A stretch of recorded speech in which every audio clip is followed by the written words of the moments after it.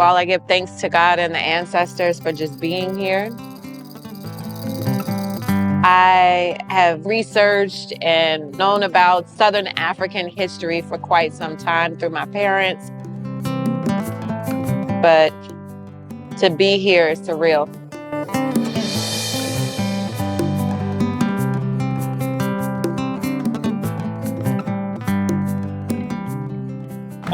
My name is Kudzai Bingepinge. I'm a chef, explorer, and a storyteller. We're here in Zimbabwe after a little bit of an adventure, at the end of an adventure, which has taken us from Johannesburg through to Bulawayo, Khami Ruins over to Matobos, and then terminating here in Victoria Falls. I have my friend Zella Palmer here from New Orleans. It's a good opportunity for us to exchange and learn from each other about foodways, Black foodways from a global perspective. Lots of conversations have been had. It's more than just food. Food is simply the medium that brings us together. It is the medium that we use to take a closer look at ourselves, go deeper, and come away different individuals.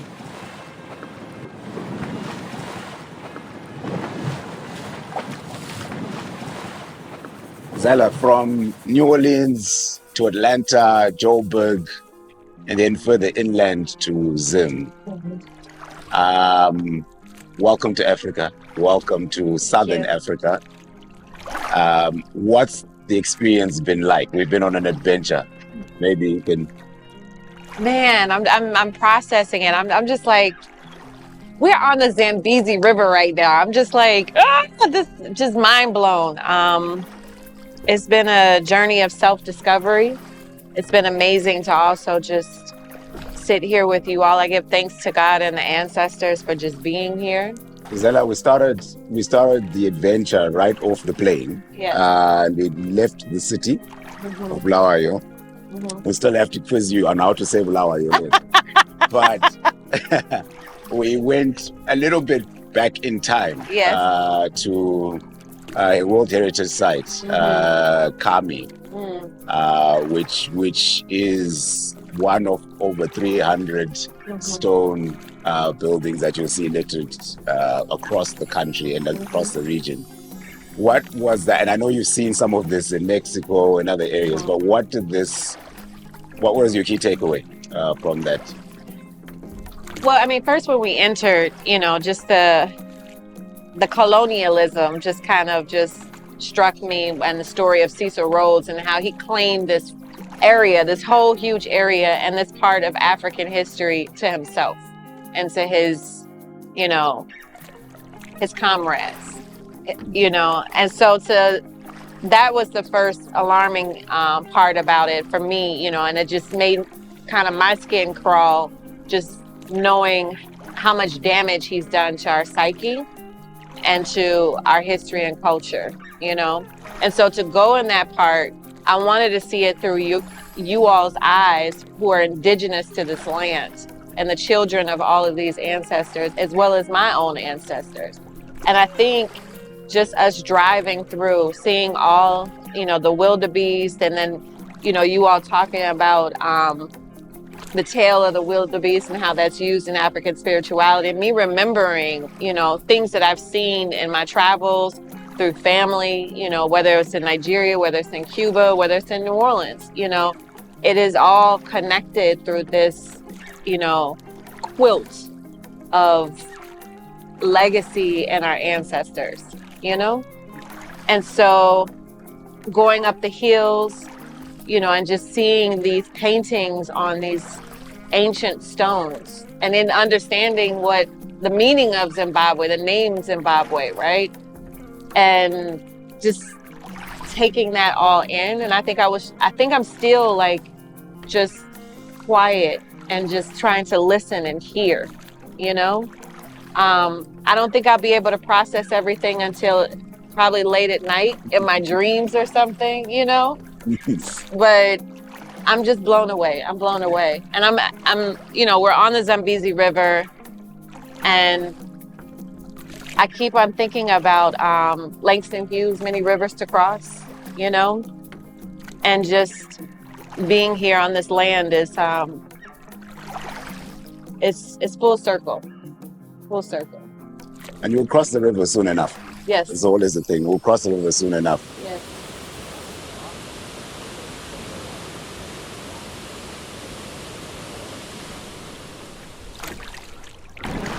Okay, ndiziregwa mchesi chebinga. Zina lyangu ndime Tobias Mugande. Izina lyeboti tegwa twezie, meaning let's try in English. Alimwe bali kulima zipopwe mumulongo wa Zambezi. Nzindamba kuti nchelela amagarden gabachita ma vegetable abo. What do you remember? What are you starting to remember? Our ancestors. Yeah.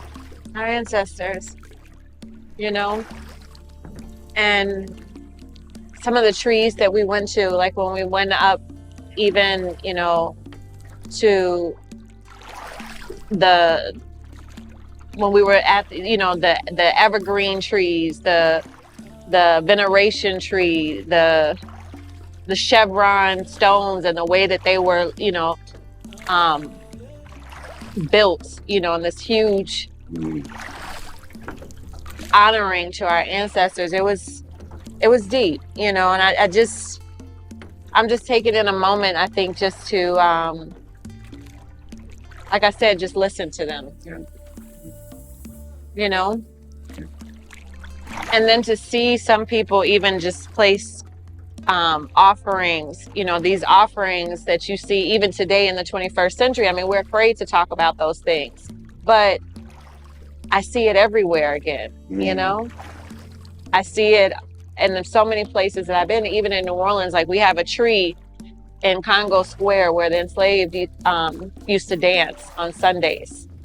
And there's this tree, and you go there, and it's like people giving offerings to the ancestors who once danced there, who when dancing was illegal, to express our feelings. And it's so sacred to who we are, you know? And so to be here and to see also how our culture and our own bodies were still imprisoned and enslaved in many ways and colonized, and to see the cross that was up on top of the hill, and they still like mark their territory like this is ours, you know, and Cecil Rhodes having to have his grave site, you know, in concrete, and him on the top of it like he's the king of Africa. It has to end, you know? It has to end. And I think by what you're doing, and, you know, is part of that ending of so much damage that has been done, you know, by telling these stories, by documenting and preserving them, by going places that we always needed to go back to, you know, and now is the time. Now is the time. And I just want to applaud you all for doing this work.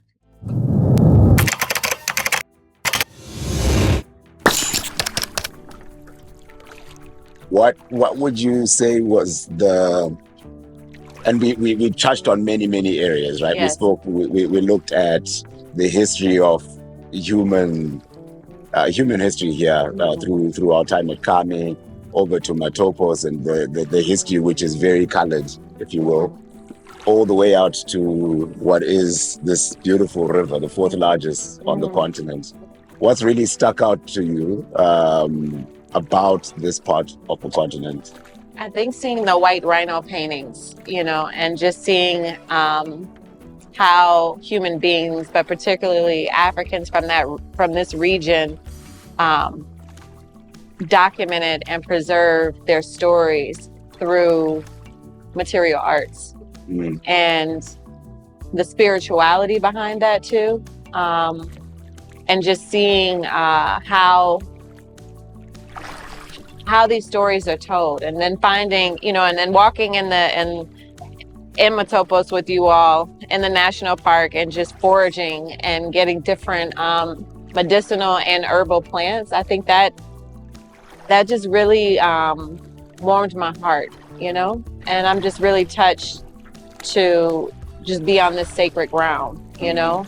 And to give, once again, thanks to the ancestors for being here, especially me as a descendant of enslaved Africans. To be here is mind-blowing. Oh. Wow. Yeah, yeah. It was written.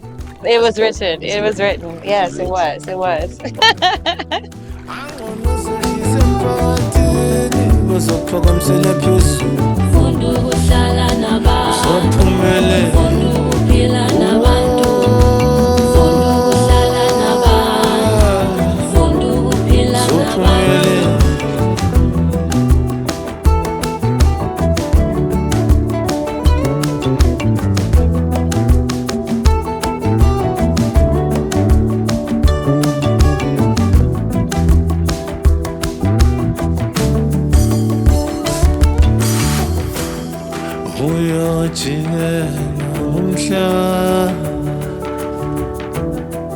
Uyojilela lithunga lakho